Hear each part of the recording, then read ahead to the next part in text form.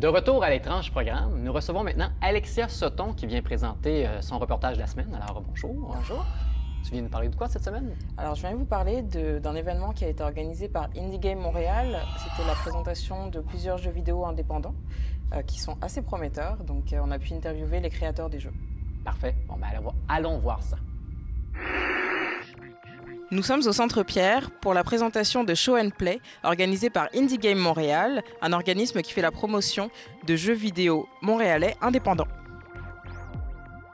L'idée de départ, c'était vraiment de rassembler les créateurs et le public pour simplement qu'ils se rencontrent et qu'éventuellement même les créateurs puissent avoir un feedback du public pour créer des meilleurs produits puis toujours améliorer la qualité des produits.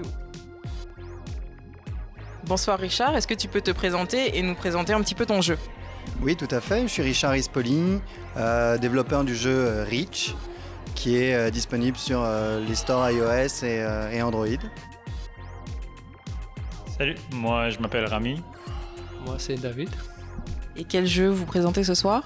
On présente le jeu de puzzle qui s'appelle Delusional, qui est en ce moment sur le Play Store pour Android. Et quel est l'univers du jeu? C'est un puzzle game, très simple d'accès, mais assez profond, assez difficile à maîtriser. Un peu dans la tradition d'un Tetris, on va dire, mais où on utilise un peu des éléments plus récents comme ce qu'on va trouver dans Candy Crush ou Bejeweled. C'est un jeu de puzzle où est-ce que tu dois terraformer des terrains pour irriguer des fields,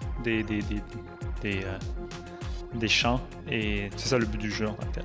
Quel challenge vous avez eu à relever en créant ce jeu?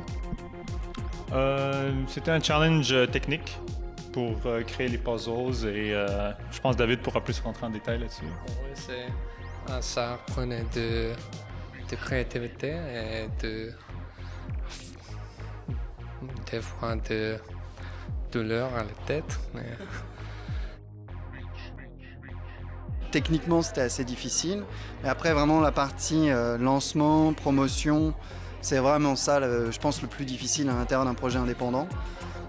Parce qu'on n'a pas du tout les moyens de rayonner autant qu'un grand groupe.